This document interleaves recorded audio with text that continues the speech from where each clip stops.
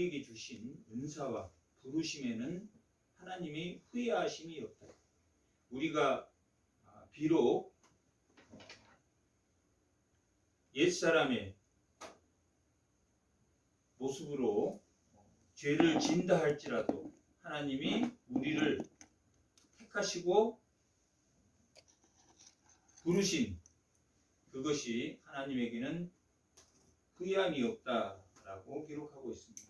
여기 29절에 오늘 본문의 제목에 부르심에 후회함이 없다라고 하는 것은 유대인들을 향해서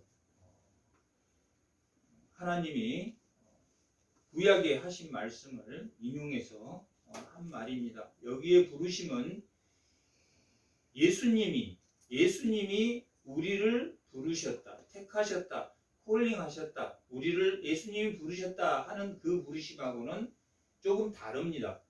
하나님이 그들을 선민으로 제사장의 나라로 유대인을 부르신 거에 하나님이 후회가 없으시다 라는 말 속에는 그들도 아직 뭐가 유효하다, 구원이 유효하다 라는 것을 내포하는 말입니다.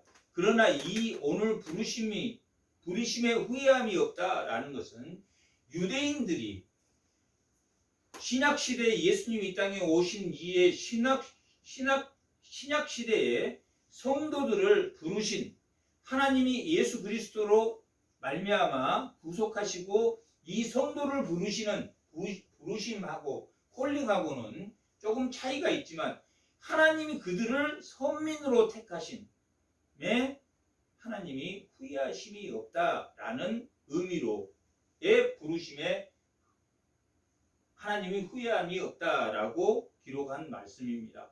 그러니까 신약 시대에 예수님이 우리를 성도로 부르신 것과는 차이가 있지만 그렇게 부르심에 후회함이 없다라는 말 속에는 그들 역시 신약의 성도들처럼 여전히 부르시려고 한다는 의미를 내포하고 있습니다. 앞에 부르심은 신약 성도들을 부르시는 내용하고는 다르지만 후회함이 없으시다라는 그 의미에는 신약의 성도들을 하나님 부르신 것처럼 여전히 그들을 하나님이 뭐하고 계신다는 이야기입니다.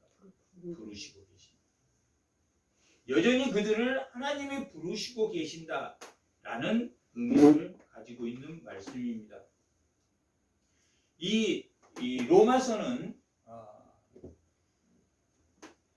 약 3차 전도 여행 마지막 끝에 고린도에 있을 때 로마의 소식을 브루스기알라와 아굴라가 로마의 그 글라디오 황제 때 그 유대인들을 전부 다 추방시켰는데 그 추방시킬 때 그들이 고린도 교회에 있으면서 사도 바울을 3차 전도여행 끝에 만나게 됩니다. 그래서 만나게 돼서 로마 교회의 소식을 듣고 갱그리아에 가서 베베라는 집사를 통해서 로마서를 써서 보내게 됩니다. 그러니까 3차 전도여행 끝에 고린도전서에서 고린도 교회에서 로마서를 써서 보냈습니다.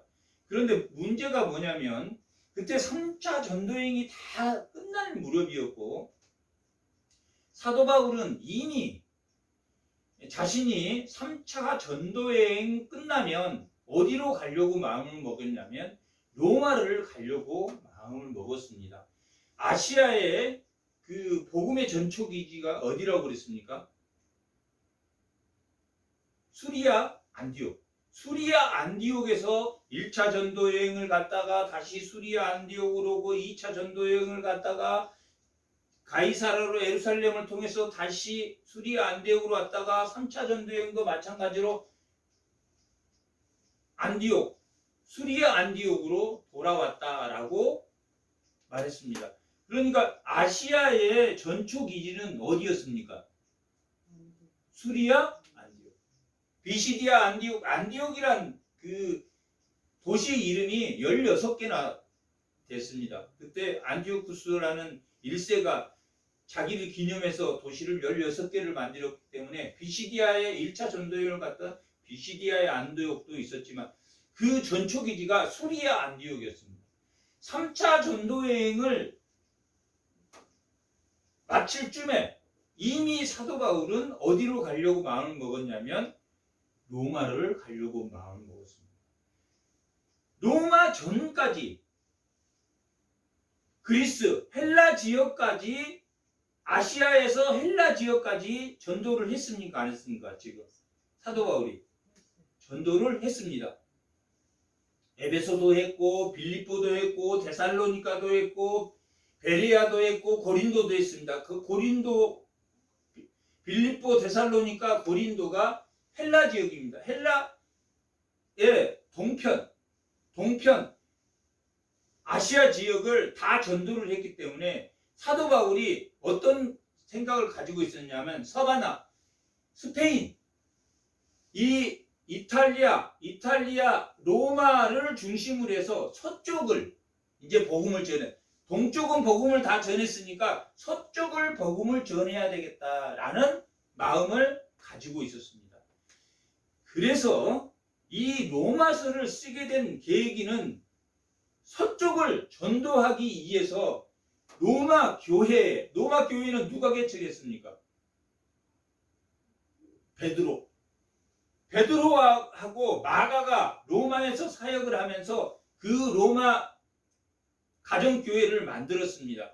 사도 바울은 다른 사람이 복음을 전하는 곳에 가서 겹쳐서 그 사람들 복음을 이미 전해 다른 사람이 전한 그 사람을 데려와서 새로, 그러니까 이쪽 교회 성도가 저쪽 교회에 가면 새로운 성도가 아니라 뭐만 옮긴 겁니까?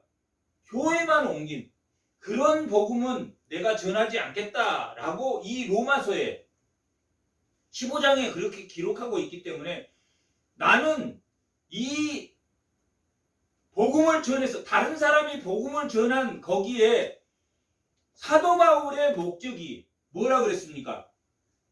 서바나, 스페인, 서쪽을 복음을 전할 전초 기지를 만들기 위해서 그들이 왜 복음을 전해야 되는지, 자기가 왜 동편에서 복음을 다 전하고 로마에 와서 다시 복음을 전해서 자기 죽어도 하나님을 위해서 살아도 예수를 위해서 살겠다고 하는 그 자기 고백을 실천하기 위해서 뭘 썼다?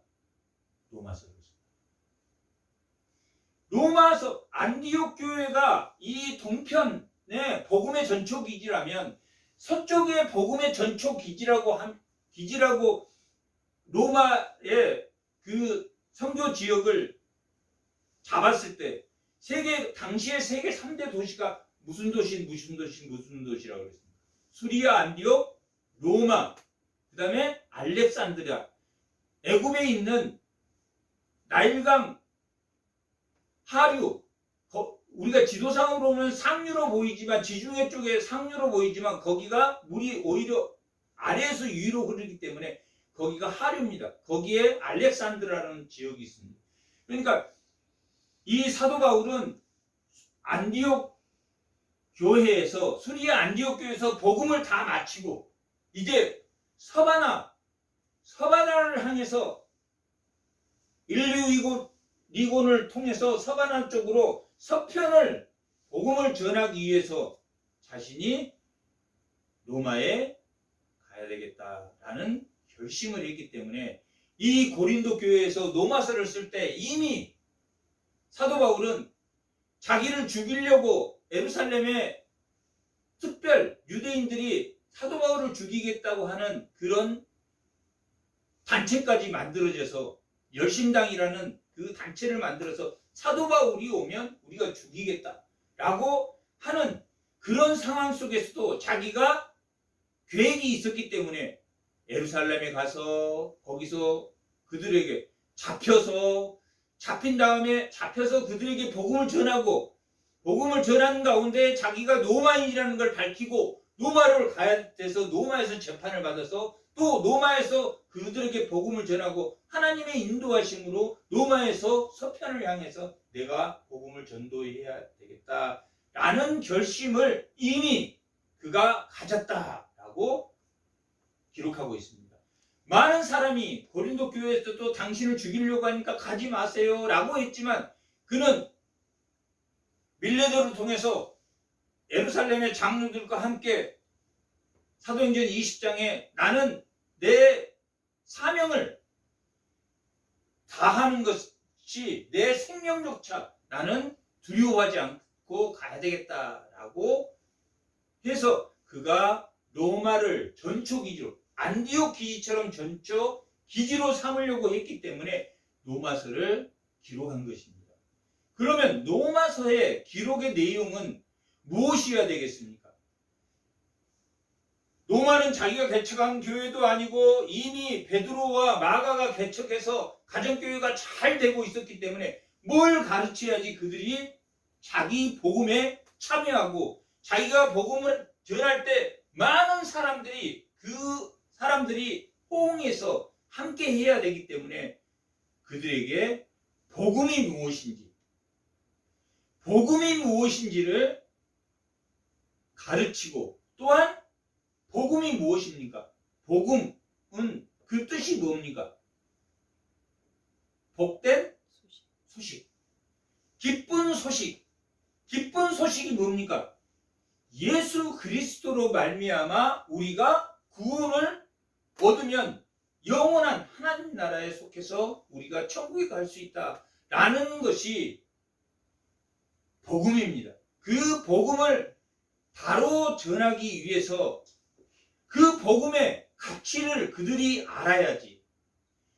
복음의 가치를 알아야지 그들이 뭐에 동참하겠습니까?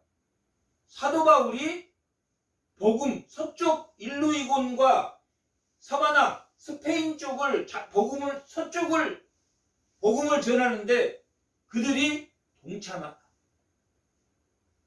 동참시켜야 했기 때문에 이 로마서를 기록한 것입니다. 로마서 1장부터 8장까지는 그래서 1장부터 8장까지는 구원이 무언가 1장부터 8장까지는 구원이 무언가 의로움이 무엇인가 예수를 믿었던 유대인들 당시에 그 로마 교회에는 유대인 그리스도인과 로마인 그리스도인과 헬라인 그리스도인과 야만인 그리스도인과 종인 그리스도인 주인인 여러 사람이 헬라인이나 유대인이나 종이나 야만인이나 모든 여러 사람이 섞여서 종교 생활을 했기 때문에 그 로마 교회 안에는 세상의 지식의 대표자는 누구였습니까? 당시에 헬라 민족들이었어요. 헬라인이나 유대인이라 하는 것은 헬라인 지식의 대표자들이에요. 세상 문명의 대표자들이 누구였습니까? 헬라인. 종교의 대표자들은 누구였습니까? 유대인. 유대인이나 헬라인이나 다 죄가 있다 없다? 다 있다. 아무리 너희가 세상의 지혜를 다 가지고 있어도 또 종이라고 할지라도 야만인이라도 할지라도 주인이라고 자유인이라고 할지라도 다 죄가 있다 없다? 다 죄가 있다. 누구를 통해서만? 예수님을 통해서만. 유대인은 누구를 믿었습니까? 유대인들은 하나님을 믿었는데 그들은 단점이 뭡니까? 하나님을 믿으면서 누구를 믿지 않았습니까? 예수님. 예수로 말미암지 않고는 하나님에게 갈 자가 없는데 하나님을 믿으면서도 누구를 믿지 않았다? 예수님을 믿지 않았다.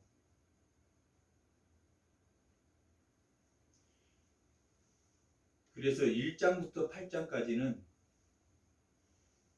구원이 무엇인지 의가 무엇인지, 하나님의 의가 무엇인지 개인 구원에 초점을 맞추고 있습니다.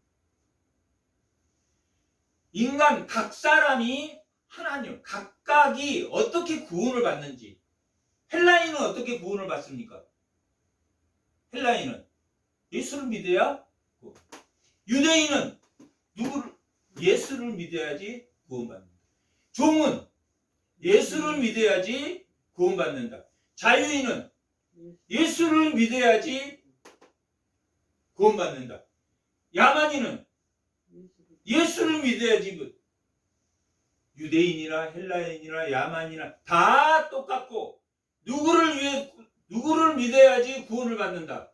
예수를 믿어야지 구원을 받는다. 각 개인은 예수를 믿어야 구원받는다가 몇 장부터 몇 장까지라고 그랬습니까? 로마서 1장부터 8장까지.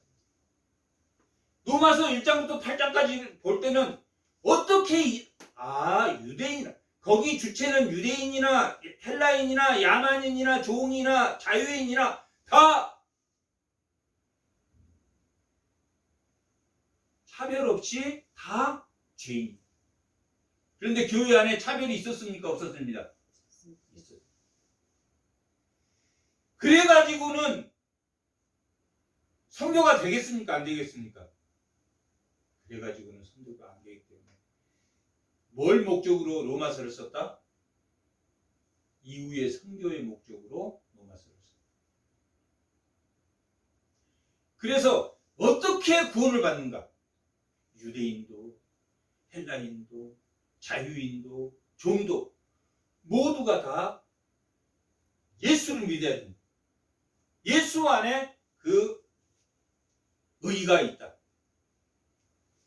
그러나 그 의가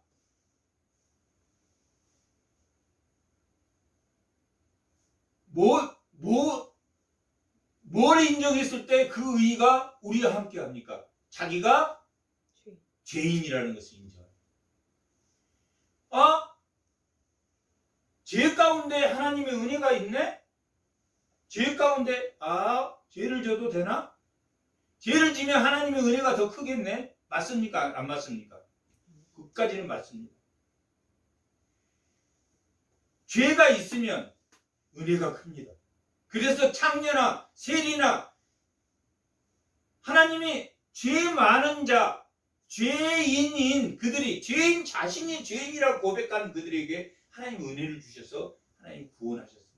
죄가 있으면 그 은혜도 큽니다. 은혜가 큰데 그러면 계속 내가 죄 가운데 있으면 내가 계속 은혜 받겠네. 그것까지도 맞습니다. 그러나 어디까지? 한계가 있다. 예수님을 만나기 전까지는 죄가 많으면 뭐도 많습니까? 은혜도 많습니다. 어디까지? 누구를 만나기 전까지? 예수를 만나기 전. 그래서 예수를 딱 만나면 그 첫사랑에 감동합니까? 안 감동합니까? 감동. 죄가 많았기 때문에. 그걸 자기가 고백했기 때문에. 누구도 그 죄를 감당할 수 없는 이 세상에 예수님이 나를 받아줬다. 그리고 그 죄를 예수님이 십자가에서 속량했다. 그리고 나도 함께 십자가에서 예수님과 함께 내 죄가 속량됐다라고 과거, 현재, 미래의 죄까지 하나님 속량함으로 죄 가운데 죄가 많을수록 은혜가 큽니다. 그것이 어디까지냐면 1장에서 5장까지. 죄가 많으면 많을수록 은혜가 커. 그런데 그러면 계속 죄를 지을 수 있느냐? 있습니까? 없습니까? 없어. 왜 죄를 지을 수 없습니까? 예수를 만나기. 예수를 만나면 죄를 지을 수 없느니라. 그럴 수 없느니라. 6장의 내용입니다. 5장까지가 칭의. 예수님을 만나면 예수님을 통해서 내가 의롭게 돼서 새 사람으로 변했다. 칭의에 대한 설명이 5장까지의 내용입니다. 6장, 7장 그럴 수 없느니라. 우리가 계속 죄를 지을 수 없느니라. 그럴 수 없느니라. 5장까지는 죄가 크면 은혜가 커서 우리가 예수님의 자기의 첫사랑 고백하면서 우리가 예수를 만나면 팍팍 울고 하는 것이 다 그런 것 때문에 6장, 7장부터는 무슨 삶이냐면 의롭게 된 다음에는 무슨 삶을 살아야 됩니까? 성화. 예수를 만난 다음에는 죄를 지을 수 없느니라. 왜? 왜 죄를 줄 수 없냐면 내 안에 누가 계시기 때문에 예수가 계시기 때문에. 6장의 내용입니다. 6장에. 그럴 수 없느니라. 내가 예수와 연합되어 있기 때문에 내가 예수와 연합돼서 세례를 받았기 때문에 뭐 할 수 없다. 죄를 지을 수 없다. 죄를 짓고 싶은데 그때부터는 못 지어. 예수를 만나기 전까지는 죄가 넘치니까 하나님의 의가 확 들어오는 걸 알았어. 세상에 지식이 많은 사람은 자기가 의롭다고 생각하고 자기가 돈 많은 사람은 돈이 의라고 생각하기 때문에 하나님이 확 안 들어오지만 만나기 전까지 5장까지는 예수를 믿으니까 와 내가 정말 죄인인 것을 고백하고 그러면 예수를 알게 되고 예수를 영접해서 들어오면 그때부터는 뭐 할 수 없느니라. 죄를 지을 수 있습니까? 없습니까? 죄를 지을 수 없다. 죄를 지을 수 없다. 내가 죄인이었을 때 내가 연약할 때 하나님이 그 십자가로 죽으셨기 때문에 이제는 예수와 함께하면 연약해집니까? 아니면 죄를 지을 수 없다. 무슨 삶을 살려고 노력한다는 이야기입니까? 순종의 삶, 의의 삶, 하나님의 법에 순종하는 삶을 살게 된다라는 것이 6장인데 6장 한번 보고 6장 16절 한번 읽어보겠습니다. 다 같이 6장 16절 다 같이 한번 너희 자신을 종으로 내주어 누구에 순종하든지 그 순종함을 받는 자의 종이 되는 줄을 너희가 알지 못하느냐. 혹은 죄의 종으로 사망에 이르고 혹은 무슨 종? 순종의 종. 예수를 믿는 다음에 계속 죄를 지면 무슨 종이 됐다는 이야기입니까? 죄의 종. 예수를 믿은 다음에는 예수와 연합됐기 때문에 6장 3절 6장 3절 다 같이 읽어. 무릇 그리스도 예수와 합하여 세례를 받는 우리는 그의 죽으심을 합하여 세례를 받는 줄을 알지 못해. 예수와 연합되어 있기 때문에 죄를 지을 수 있다 없다? 죄를 지을 수 없다. 죄를 짓고 싶어도 예수와 함께 있으면 누가 죄를 지은 겁니까? 예수님이 죄를 지으니까 우리의 옛사람의 견고한 진이 죄를 지은 겁니까? 옛사람의 견고한 진이. 습관이 내가 습관이 안 돼서 그렇게 한다. 옛사람이 우리를 그렇게 합니다. 다음에 18절. 예수가 함께하면 순종의 종이 된다고 그랬습니다. 방금 18장 8절 다 같이 한번 읽어보겠습니다. 죄로부터 해방되어 무슨 종이 됐습니까? 의의 종. 아까는 무슨 종이 됐습니까? 순종의 종. 이번에는 무슨 종이 됐습니까? 의의. 공의롭게 예수와 함께하면 세례를 받고 예수가 연합되기 때문에 죄를 지을 수 있느냐? 그럴 수 없느니라. 왜 그럴 수 없느냐? 무슨 종이 됐기 때문에? 의의 종이 되고. 변화됐습니까? 안 바뀌었어요? 변화됐습니다. 1장부터 5장까지는 변화되기 전에 예수를 만날 때 이렇게 우리가 죄인인데 우리가 예수로만 의로워질 수 있다. 누구로만 의로워질 수 있습니까? 예수로만 의로워질 수 있다. 그리고 의로워진 후에는 예수와 연합되었기 때문에 계속 죄 짓고 산다. 죄 짓지 않는다. 그게 무슨 삶? 변화된 삶. 내가 그리스도인이 되면 사람이 바뀌어. 사람이 안 바뀌었는데 예전하고 똑같은데 나는 그리스도인이라 맞습니까? 틀립니까? 똑같은 행동을 해. 똑같은 행동. 그리스도인이면 예수가 함께 있으면 당연히 변화된 삶을 산다. 그게 의로워진 사람이 성화 사는 거예요.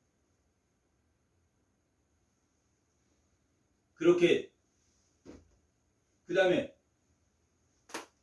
22절 다 같이 한번. 그러나 이제는 너희가 죄로 해방되고 무슨 누구께 종입니까? 하나님의 종이. 하나님의 종이니까 변화된 사람입니까? 변화되지 않은 사람입니까? 변화된 삶은 무슨 삶을 살아야 된다? 성화의 삶을 살아야 된다. 우리가 예수로 구원을 받으면 칭의, 예수를 보면서 우리를 의롭다고 해주고 그 의로운 자들은 무슨 삶을 산다? 순종의 삶, 의의 삶, 하나님의 종이 된 삶을 살게 된다라고 기록하고 있습니다.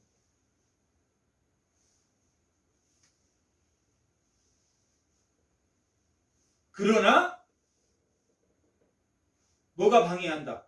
죄가 늘 문 앞에 엎드려 있는 것은 언제 동안? 우리가 사는 동안에 문 앞에 엎드려 있다. 그러나 예수가 연합되어 있어 우리는 무슨 삶을 살 수가 있다? 예수의 삶을 살 수 있다라고 하는 것이 7장의 내용입니다. 그러니까 6장의 7장은 구원받는 자들이 어떻게 살아야 되는가 하는 것을 보여주는 말씀입니다. 8장까지가 그렇습니다. 그것이 1장부터 8장까지는 각 개인이 구원받는 자들이 어떻게 살아지느냐, 어떻게 살아야 되느냐 하는 구원의 문제. 근데 오늘 본문 11장, 오늘 본문 하나님이 뭐 하심이 없습니까? 하나님이 부르심에 은사와 부르심에 후회하심이 없다라는 것이 오늘 말씀의 제목입니다. 오늘 9장부터 11장까지 9, 10, 11 세 개 장은 뭐에 대한 내용이냐면 개인 구원이 뭔지 알았어요. 로마 교회가 우리를 하나님이 의롭게 하시는 데는 예수 그리스도가 십자가에 죽으시고 우리가 예수 그리스도로 말미암아 의롭게 되고 우리가 입술로 고백하고 그러므로 말미암아 변화된 삶을 우리가 사는 것이 개인의 구원입니다. 그러면 로마 교회에 뭐 때문에 로마 교회에 편지를 썼다고 했습니까? 로마 교회에 로마서를 쓴 목적이 뭐라고 그랬습니까? 복음을 전파하기 위해서. 복음을 전파하기 위해서 로마서를 썼다고 그랬습니다. 서반말. 그러면 개인 구원이 이런 거다라고 하면 로마서를 쓴 목적이 세계 구원이니까 서편 구원이니까 9장부터 11장까지는 뭐가 나와야 되겠습니까? 세계 구원이. 세계의 복음, 세계를 향한 복음이 무엇인가? 세계를 향한 개인 구원은 이거야. 너희들 구원 문제 해결했지? 그러면 이제는 어디로 나가야 됩니까? 세계로 나가야 돼. 공동체 구원. 이스라엘을 하나님이 이스라엘을 들어서 9장에서 11장까지 기록하고 있는데 그 목적은 하나님의 구원의 계획은 신비하다, 신비하지 않다. 신비하다. 하나님의 구원 계획은 세상을 향한 그 구원은 변함이 있다, 변함이 없다. 변함이 없으시다. 변함이 없는 하나님 그 구원에 동참해라 하는 것이 9장에서 11장까지. 하나님의 구원의 계획은 인간이 알 수 있습니까? 인간이 다 알 수 없습니까? 인간이 다 알 수. 로마 교인들에게 우리가 다 알 수 없는, 나도 서편 가서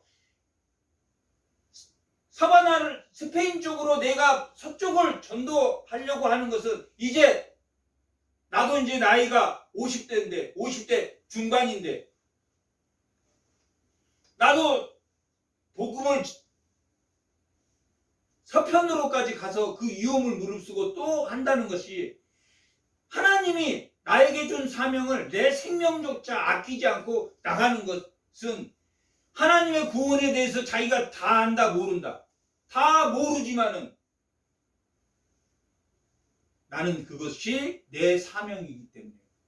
어떤 자의 사명입니까? 1장부터 8장까지 말은 복음의 구원을 받은 자들의 사명이 하나님의 복음을 세계 만방에 전하는 것이다 라고 기록하고 있는 것이 8장의 9장까지 9장에서 11장까지 그 다음에 로마서 12장부터 16장까지는 무슨 내용이겠습니까? 그러면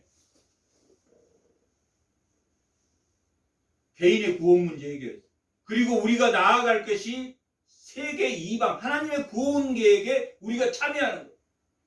그러면 12장의 마지막에는 뭐가 나오겠습니까? 참여하는 방법. 내가 변화된 삶을 살아야 되고 세계 만방 복음을 위해서 우리가 다 하나님의 의에 동참을 해야 되는데 12장부터 16장까지의 내용은 뭐냐면 사랑에 대한 내용. 12장 너희가 산 제물이 되는 것이 영적 예배. 영적 예배라는 건 뭡니까? 예수와 연합된 자. 예수로 변화된 자들은 산 제사가 돼야 되는데 산 제사의 방법이 뭐냐면 뭐 하는 거다? 사랑하는 거다. 13장 18절 아니 로마서 13장 10절 다 같이 사랑은 이웃에게 악을 행하지 아니하니 그러므로 사랑은 율법의 완성. 야 유대인들 너 하나님 사랑하지? 예수를 모르나 예수를 통해서 하나님이 가지 않는 한 뭐가 완성이 되지 않는다. 사랑이 완성이 되지 않는다. 율법은 하나님의 말씀은 지식적으로 고린도전서 8장 1절에 지식은 뭐하게 한다고 했습니까? 교만하게 한다. 지식은 교만하게 하지만 사랑은 뭐하게 합니까? 사랑은 덕을 쌓는다. 정말 지식이 깨달아지면 교만해진 게 아니라 뭐로 나온다? 사랑. 그러면 12장은 산 제물로 드리는 것이 사랑이다. 13장은 너희가 세운 그 권세도 뭘 위해서 사용돼야 된다? 사랑을 위해서 하나님이 교회에 안 다니는 선생님 만든 것도 교회에 안 나가는 대통령 만드는 것도 교회에 안 나가는 장관 만드는 것도 하나님이 만물을 뭐하게 만물을 관리하도록 두셨다. 믿지 않는 사람도 하나님의 다 자녀들입니다. 하나님의 자녀들. 하나님을 영접하지는 않았지만 그들이 몰라서 하나님을 거부해. 하나님을 거부하지만 하나님이 보시기에는 부르심에는 후회함이 없어요. 아담을 만드는 거에 하나님이 후회하십니까? 후회 안 하십니까? 후회하십니다. 악인이라고 할지라도 죄를 짓다 하나님이 그를 만들고 후회하심이 없어요.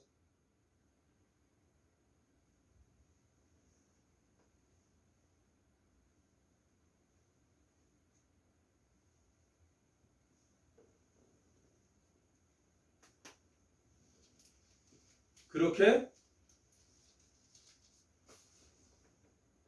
하나님이 개인 구원과 세계 복음을 향하는 실천이 무엇이다? 사랑. 그래서 정부를 만든 그 권세에도 너희가 뭐 해야 된다? 복종해야 된다. 13장의 내용. 교회 믿는다고 나는 저 사람 예수 안 믿으니까 저 사람 말 안 들어. 코로나 시대에 나는 하나님 믿기 때문에 나는 내 맘대로 해. 그렇게 해야 된다고 나왔습니까? 아니라. 하나님은 그를 통해서도 질서를 만들기 때문에 하나님이 바벨론을 통해서도 질서를 만들고 아수르를 통해서도 하나님의 정의와 공의를 실현하기 위해서 처벌하는 지팡이로 사신 게 있다. 그러니까 유대인 그리스도인에게 하나님이 뭐라고 하냐면 율법의 안성이야. 너희가 사랑을 실천하는 것이 율법의 안성이야 라고 말하고 14장 1절 다 같이 합니다. 믿음이 연약한 자는 이르되 너희가 받되 그의 의견을 비판하지 마. 누구도 사랑해야 된다? 믿음이 연약한 자. 12장 산제물로 드린 영적 예배라는 것이 뭐 하는 것이냐? 사랑을 실천하는 것이다. 12장에서부터 16장까지는 무슨 내용이다? 변화된 성도는 복음에 참여한 자고 복음에 참여한 자는 뭘 실천한다? 사랑을 실천하는 자다. 12장부터 16장까지는 사랑의 실천에 대해 믿음이 연약한 자를 뭐 하지 말라고 했습니까? 비판하지 마라. 사랑의 실천. 15장 1절 믿음이 강한 우리는 뭡니까? 예수를 믿는 자. 믿음이 강한 성도는 마땅히 믿음이 약한 자의 약점을 담당하고 자기를 기쁘게 하지 아니할 것이라. 우리 각 사람이 이웃을 기쁘게 하되 선을 이루고 덕을 세우도록 한다. 뭘 실천하라고 말하고 있습니까? 믿음이 강한 자는 뭘 실천하라? 사랑을 실천하라. 12장부터는 사랑을 실천해. 그러면 로마 교인들이 사랑을 실천하는 방법이 뭡니까? 이방을 향해서 복음을 전파하는 거예요. 사도 바울이 로마에 가서 서쪽 스페인까지 복음을 전하러 갔을 때 그들이 확실히 알아야 되는 복음이 뭡니까? 구원이 무엇인지, 개인 구원에 대해서,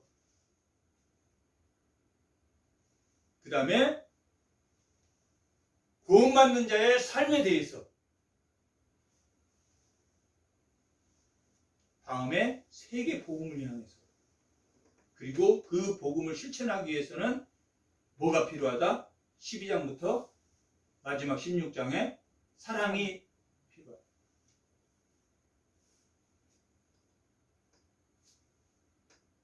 (1장부터 11장까지가 교리면 12장부터 마지막 16장까지는 삶의 실천입니다. 변화된 자의 삶의 실천. 교리적으로 쭉 설명했습니다. 개인 구원과 이스라엘 공동체에 대한 구원을 통해서 세계의 복음이 무엇인가를 가르쳤습니다. 그리고 거기에는 뭐가 필요하다? 영적 예배인 사랑이 필요하다. 바리새인들은 뭐만 가득 찼습니까? 지식은 가득 차서 뭐 해졌습니까? 그들이 뭐 해졌다고 했습니까? 깨닫지 못, 그 말의 의미를 깨닫지 모르면 살인하지 말라 그러면 나는 아직 살인한 적 없어. 그러니까 나는 죄 있다는 이야기입니다. 자기는 죄 없어 나. 그래서 예수님이 뭐라고 했어요? 미워하는 것도 살인하는 거야. 그것이 율법이야. 그게 율법의 정신이야.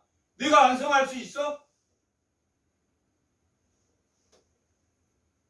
예수님은 우리가 연약할 때, 우리가 죄인 되었을 때 뭐 십자가를 지셨다고?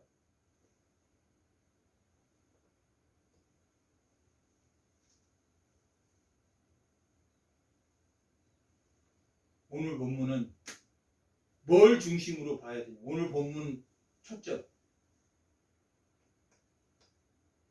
하나님이 논자가 있다 없다. 하나님이 버린 자가 있다 없다. 버린 자가. 이스라엘이 지금 하나님에게 대항합니다. 하나님의 예수를 믿지 않으면 하나님을 대적하는 자들. 하나님을 대적하는 자, 그 이스라엘을 포기하셨다, 포기하지 않으셨다. 포기하지 않으셨다라는 그 말 속에는 누구도 포함되냐면 스페인을 향해서 서편에 있는 이민족이라든지 하나님을 대적하는 자들을 향해서 복음을 전파하러 가겠다, 가지 않겠다. 가겠다. 오늘 본문의 내용이 1장부터 11 교리를 마감하는 내용입니다. 결론이 뭐냐면 11장 33절 결론이 뭡니까? 깊도다. 하나님의 계획은, 구원의 계획은 우리가 알 수 있다? 알 수 없다? 알 수 없다. 깊도다. 하나님의 지혜와 지식의 풍성함이. 원래 원문에는 뭐라고 나와 있냐면 풍성함이요, 하나님의 지혜요, 하나님의 지식이요, 정말 깊도다. 이렇게 세 가지로 나와 있습니다. 풍성함이 깊고 지혜가 깊고 지식이 깊다. 인간의 지식이 따라올 수 있다 없다? 따라올 수 없다. 이래서 서편으로 가는 복음 전파하는 여기는 앞에 장벽이 있고 저희 이민족들은 아주 바바리안들은 악질 중에 악질이니까 그들을 전도하는 것도 말도 안 돼. 식인종들도 있었고 별 사람 거기를 복음을 전도하는 것은 말도 안 돼. 깊도다. 복음이 깊도다.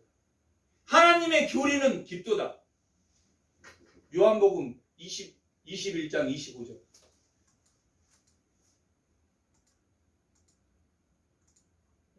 요한복음 21장 25절 마지막 절. 다 같이 한번. 예수께서 행하신 일이 이외에도 많으니 만일 낱낱이 기록됐다면 이 세상이라도 이 기록의 책을 다 두기에 부족하다. 이 우주에 하나님이 이루신 그 기적을 글로 써서 해도 이 세상이 부족하다.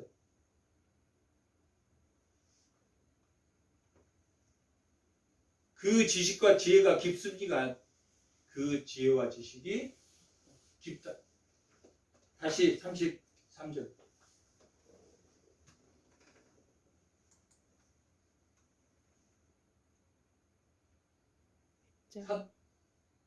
로마서 11장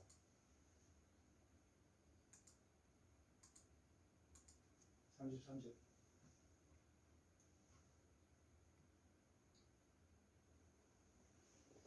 깊도다. 하나님의 지혜와 지식의 풍성함이. 그 풍성함이 하나님의 그 풍성함을 이 지구에 글로 써서 해도 다 채울 수 없을 만큼 풍성함. 우리가 알 수 있다? 알 수 없다? 알 수 없다. 다 알 수 없지만 거기에 뭐 하라고 나와 있냐면 에베소서 3장 16절에서 16절부터 에베소서 3장 하나님의 깊은 지혜와 지식을 어떻게 하라고 나와 있냐 한번 읽어보겠습니다. 그의 영광의 풍성함. 이 하나님의 지혜와 지식의 그 풍성함이라는 것은 인간이 감당할 수 있는 양이 아닙니다.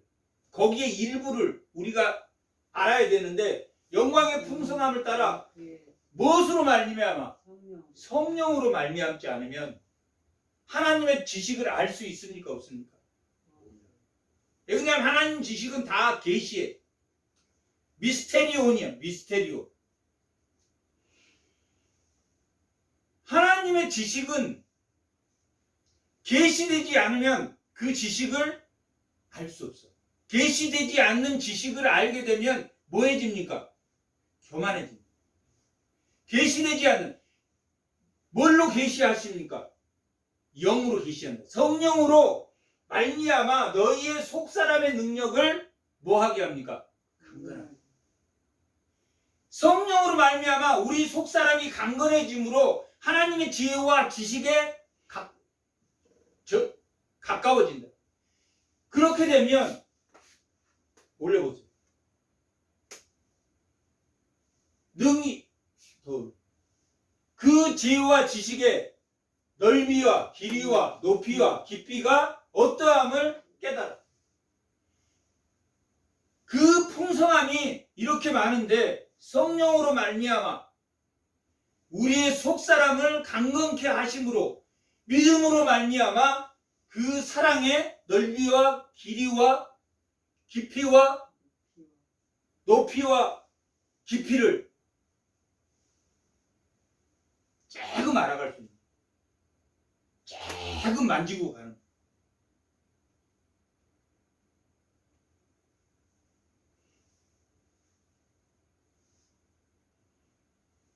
하나님의 모든 충만한 것으로 너희에게 충만하기를 구하노라. 다시 로마서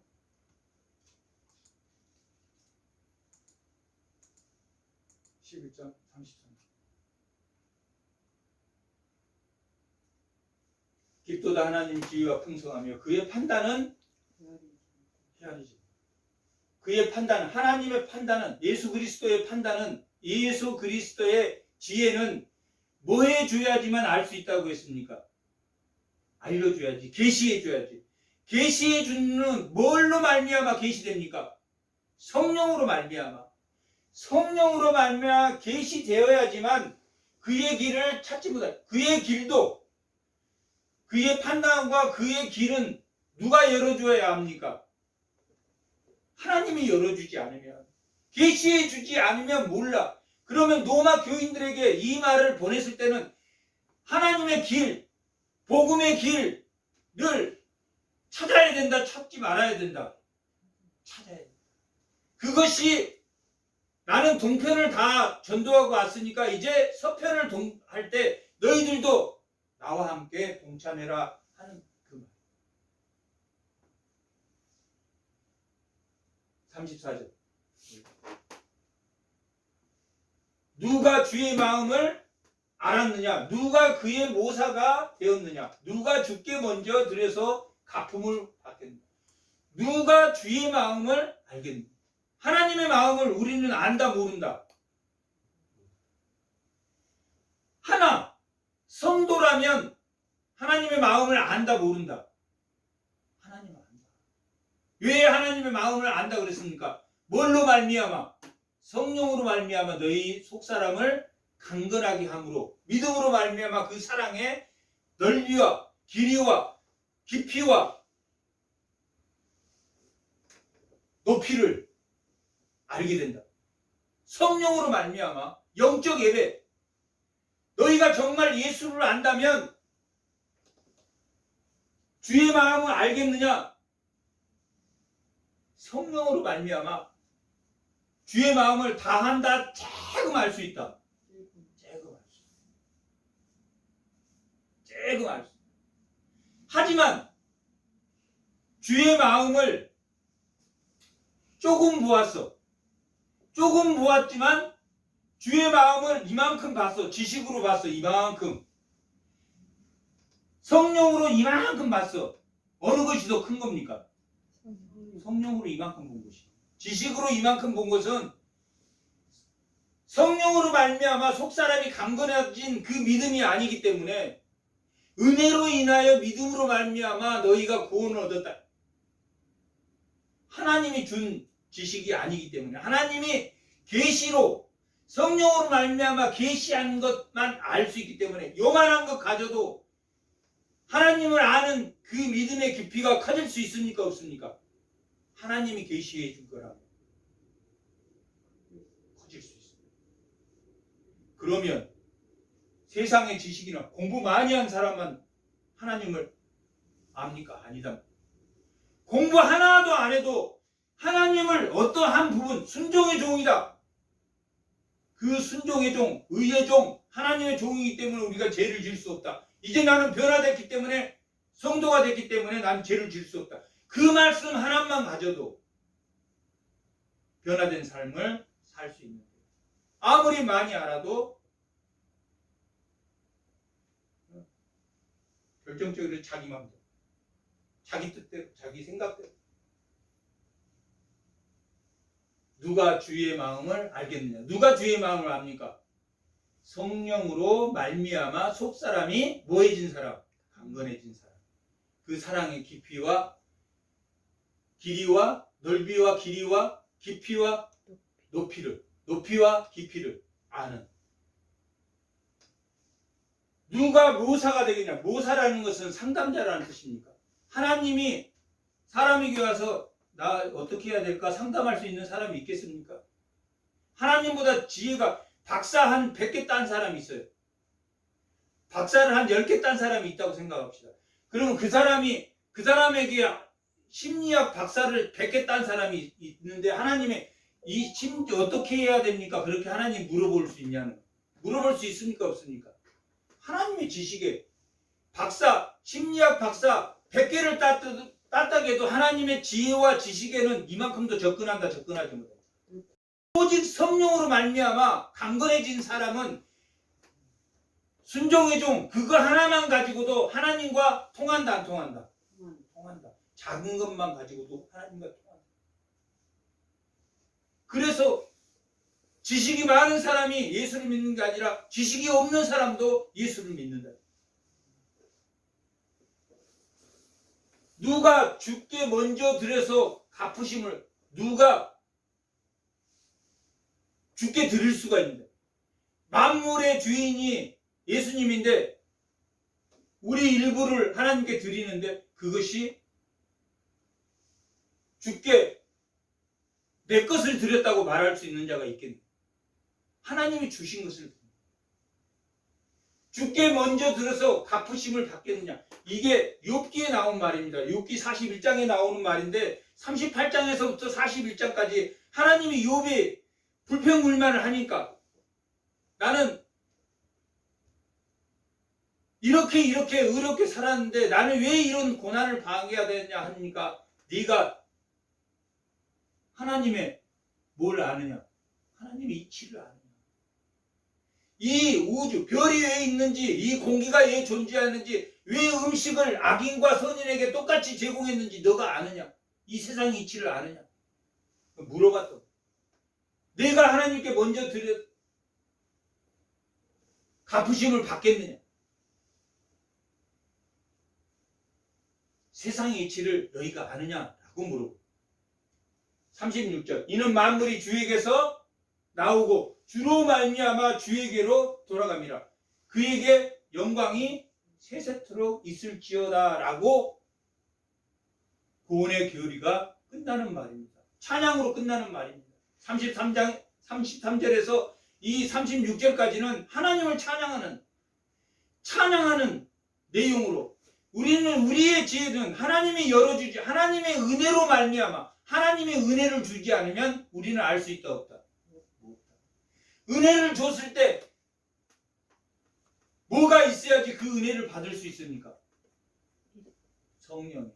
성령으로 말미암아 하나님의 은혜를 우리가 하나님의 지식과 지혜를 하나님은 무한하지만 풍성하고 무한하지만 그 일부를 우리가 깨달아 알아서 우리가 뭘 할 수 있다. 변화된 삶을 삶으로 어디까지 복음을 전할 수 있다. 죽는다. 죽어도 주를 위해서 살아도 주를 위해서 살 수 있는 복음의 전사들이 될 수 있다라는 것을 보여주는 말씀입니다.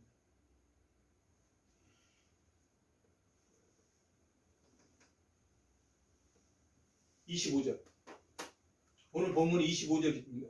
빨리 읽고 형제들아 너희가 스스로 지혜 있다면서 이 신비를 너희가 모르기를 내가 원하지 아니하노니 이 신비는 이방인의 충만한 수가 들어오기까지 이스라엘은 더러는 우둔하게 하였다. 이스라엘이 지금 이스라엘 공동체에 대해서 9장에서 11장까지 이스라엘 공동체를 에게 어떻게 하나님이 구원 계획을 가지고 있는가? 그것이 이스라엘 공동체의 그 복음을 전하는 그 비밀이 무슨 비밀이기도 합니까? 세계 만방의 복음을 전하는 비밀이기도 합니다. 1장에서 9장까지는 개인의 구원에 대한 비밀을 설명해 줬다면 9장에서 11장까지는 이스라엘에 대한 하나님의 구원 계획을 설명하면서 깊도다. 하나님의 그 구원 계획은 이스라엘을 통한 그 구원 계획은 무슨 구원 계획과 연관되어 있다. 세계의 복음과 연관되어 있다. 예루살렘과 사마리아와 유대와 세상 끝까지 돌아서 어디까지 온다? 이스라엘까지 복음이 전해. 이스라엘까지 복음이 전하려면 어디까지 가야 된다? 유대와 사마리아와 세상 어디까지? 끝까지. 이스라엘의 복음의 이 공동체의 복음의 비밀은 깊도다. 깊도다. 세계 만방의 복음을 전해야지 언젠가는 누구에게 온다? 이스라엘에게 온다. 이스라엘에게 오는데 이스라엘이 하나님이 예수님이 그리스도 메시아구나 라고 이스라엘 사람들 유대인들이 성경을 보고 깨닫기 시작한다. 아니면 세계 구원을 향해서 나아갈 때 이스라엘이 어느 날 하나님의 은혜로 예수님 메시아라는 것을 알게 된다. 어떤 것입니까? 하나님의 은혜로 그들도 알게 된다. 이방인을 긍휼히 여겨서 구원해 준 것처럼 그들도 하나님이 긍휼히 여겨서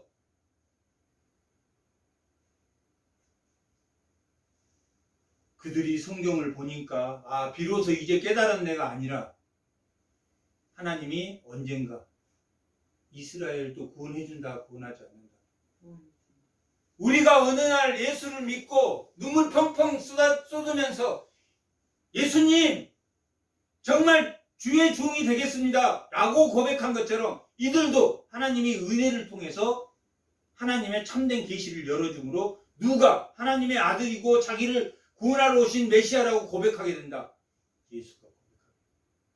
그날이 올 것이다 라는 것을 지금 말하고 있습니다.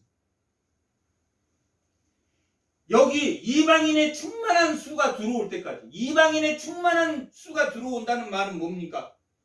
세계 복음을 향해서 나아갈 때 이스라엘에게도 뭘 준다? 복음의 은혜를 이스라엘에게 준다. 깊도다.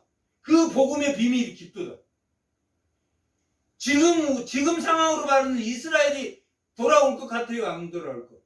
안 돌아올 것 같아요. 옛날에 이스라엘이 선민으로 살 때 바벨론이 돌아올 것 같아요? 안 돌아올 것 같아요? 하나님의 자녀로 안 돌아올 것 같아요. 압수르가 하나님의 자녀로 돌아올 것 같아요? 안 돌아올 것 같아요? 안 돌아올 것 같아요. 에돔이 하나님에게 에서의 자손들이 하나님에게로 돌아올 것 같아요? 안 돌아올 것 같아요? 안 돌아올 것 같아요. 그러나 에돔이 돌아왔습니다.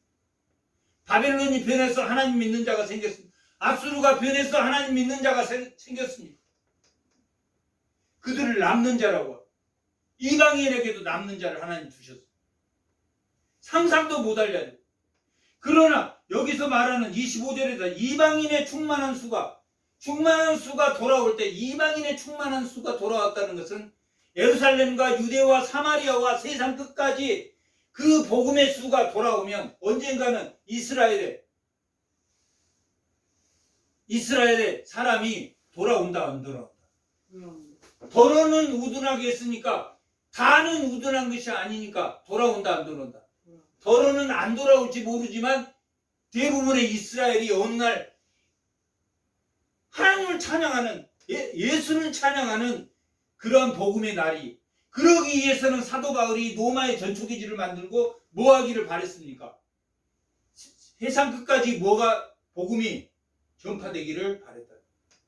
복음이 전파됨으로 누가 돌아오게 된다. 이스라엘이 돌아오게 된다. 그리하여 온 이스라엘이 구원을 받으리라. 지금으로서는 상상할 수 있는 말입니까? 상상할 수 없는 말. 옛날 그 AD 700년, AD 500년 때 유다 그들이 포로기 때 이방인들이 믿게 되고 이방인들이 돌아온다 그럴 때 그들이 안 믿는 것처럼 상상도 할 수 없는 일이 돌아옵니다. 그리하여 온 이스라엘이 기록된 바 구원자가 시온의 오사 야곱에게서 경건하지 않는 것들을 돌이키신다. 구원자 예수님이 이 땅에 오셔서 야곱 때 이 이스라엘 민족이 예수를 믿지 않는데 그 예수 믿는 것으로 돌이키시겠다. 예수 믿는 자들로 돌이키시겠다. 내가 그들의 죄를 없이 할 때에 그들에게 이루어질 내 언약이 이것이라 함과 같다. 뭐와 같냐면 복음으로 하면 그들이 너희로 말미암아 온수된 자예요. 복음으로 하면 그들이 누구냐면 유대인입니다. 유대인이 너희 예수 믿는 자로 말미암아 온수된 자가 됐다. 하나님을 믿는 유대인들이 예수 믿는 자에 뭐가 됐습니까? 유대인들이 예수 믿는 자를 박해했어요. 사도 바울이 자신이 직접 폭행자고 비방자고 파괴자, 폭행자였다. 복음으로 말하면 온수된 자가 됐어. 유대인들이 하나님을 믿는데 하나님의 온수가 되어버렸어. 누구를 안 믿음으로? 예수를 안 믿음으로 심판을 받아.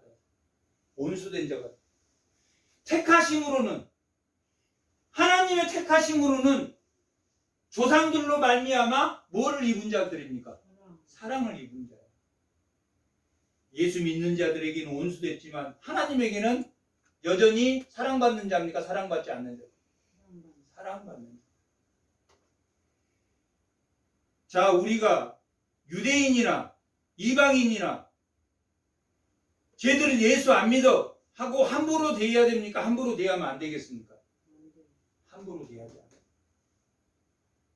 예수 안 믿는 사람도 언제 예수 믿을지 모르고 그들에게 하나님 공기와 음식과 하나님 공평하게 나눠요. 조상들로 말미암아 사랑을 입는 자들. 그들도 하나님이 언젠가 이방이 국류를 입어서 구원받는 것처럼 그들도 하나님 변화시킨다, 변화시키지 않는다. 변화시키기 위해서는 뭐가 차야 됩니까? 이 세상에 복음을 접하여서 복음이 찬 이후에 세상 끝까지 가면 누가 구원받게 된다? 이스라엘이 구원받게 된다. 이스라엘이 구원받게 된 것은 그 말 속에는 뭐가 들어있습니까? 세상의 구원이 들어있습니다. 세상의 구원의 수가 어느 정도 차야지. 세상에 어느 정도 찰 때 어느 날 갑자기 그들이 메시아를 찬양하는 날이 올 거다는 말. 더러는 아니지만, 더러는 그때도 예수를 핍박하는 자가 있겠지만 정말 우리가 상상할 수도 없는 정말 그날이 종말의 시기에 오게 될 것입니다. 오늘 본문의 말씀, 하나님의 은사와 부르심에는 하나님이 그들을 선민으로 택하는 것을, 그들을 제사장의 나라로 부르심에 후회가 있습니까? 없습니까? 없어. 우리는 하나님의 형상으로 지어졌고 세상 사람은 하나님의 형상으로 지어졌습니까? 안 지어졌습니까? 모든 사람이 하나님의 형상으로. 그래서 이 세상의 모든 사람이 하나님 돌아오기를 바랍니까? 안 돌아오기를 바라지만 끝까지 하나님을 대적하는 사람이 있다 없다? 있다. 의로움을 받고도 하나님의 성도가 됐어도 끝까지 나중에 변화돼서 하나님의 대적자가 될 수 있다 없다? 있다. 히브리서 6장.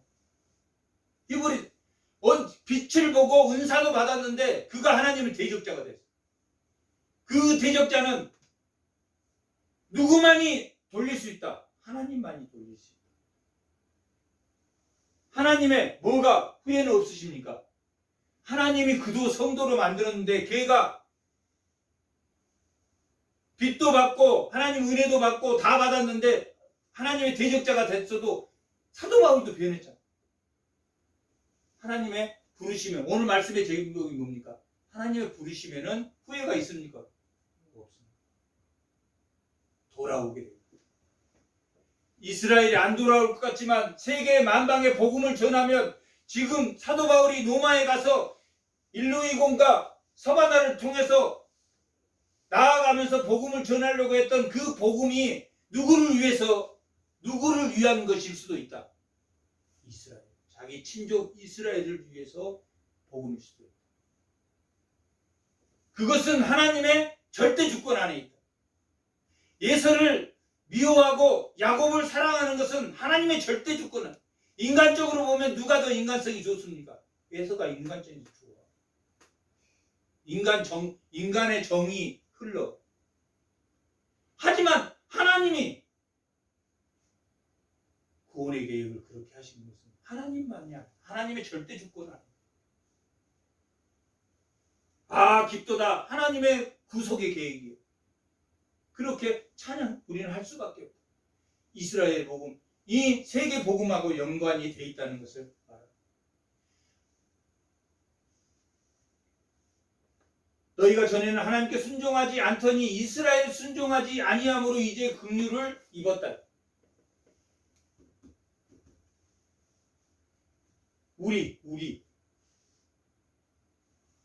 우리 세상 사람들이, 이방인들이 순종하지 아니하니 이는 너희에게 베푸신 긍휼로 이제 그들도 긍휼을 베풀려고. 30절. 다시 30절. 너희는 전에는 하나님 순종하지 너희가 전에는 하나님을 순종하지, 여기 이방인이야. 이방인들에게 순종하지 않더니 이스라엘이 순종하지 않으므로 이제 긍휼을 입었다. 이방인이 긍휼을 입어서 하나님을 알게 됐다. 이와 같이 이 사람들이, 유대인들이 순종하지 아니하니 이는 너희에게 베푼 긍휼로 이제 이 유대인들도 긍휼을 입게 하려 하십니다.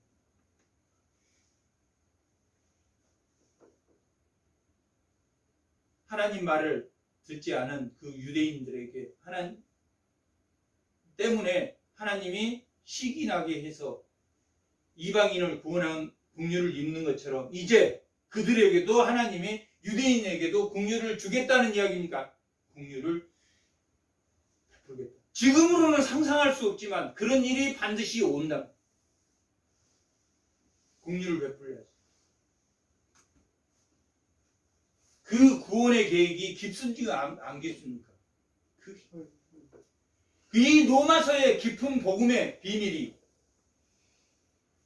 이방인을 전도함으로 이스라엘이 돌아올 것이다, 돌아오지 않는 것이다. 돌아올 것이다. 복음의 군사로 사용된 우리는